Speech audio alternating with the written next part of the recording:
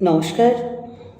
ঠাকুর বলেছিলেন, যেমন ভাব তার তেমনি লাভ। ভক্তদের সঙ্গে তিনি একটি গল্প বলেছিলেন ভক্তদের কাছে। দুইজন বন্ধু তারা রাস্তা দিয়ে যাচ্ছে। এক জায়গায় ভাগবত পাঠ হচ্ছিল। একজন বন্ধু বলল, চল না একটু ভাগবত পাঠ শুনি। বলে সে ভাগবত পাঠ শুনতে গেল। আরেক বন্ধু একটু উঁকি মেরে দেখলো, কিন্তু বলল, ইস কি বাজে, আমি এখানে থাকবো না, আমি যাই একটু মজা আনন্দ করে আসি। সে একটা পতিতালয়ে গেল, গিয়ে সে আমোদ প্রমোদ করল।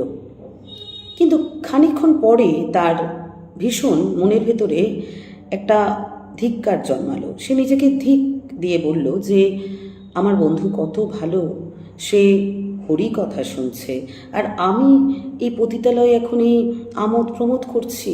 নিজেকে সে ধিক্কার জানালো। আর এক বন্ধু যে ভাগবত পাঠ শুনতে গেছিল, তার খানিকক্ষণ পরে মনে হলো যে ইস ধিক্কার আমাকে, আমার বন্ধু পতিতালয়ে কত আমোদ প্রমোদ করছে, আর আমি এখানে বসে বসে হরি কথা শুনছি, ভাগবত পাঠ শুনছি। সেও তখন নিজেকে ধিক্কার দিল। তারপরে যথাসময় তাদের মৃত্যু হলো। যে ভাগবত পাঠ শুনতে গেছিল তাকে নিতে এলো যমদূত, আর যে পতিতালয়ে গিয়েছিল তাকে নিতে এলো বিষ্ণুদূত বৈকুণ্ঠে নিয়ে গেল। তাই ঠাকুর বলেছিলেন, মনটাই আসল।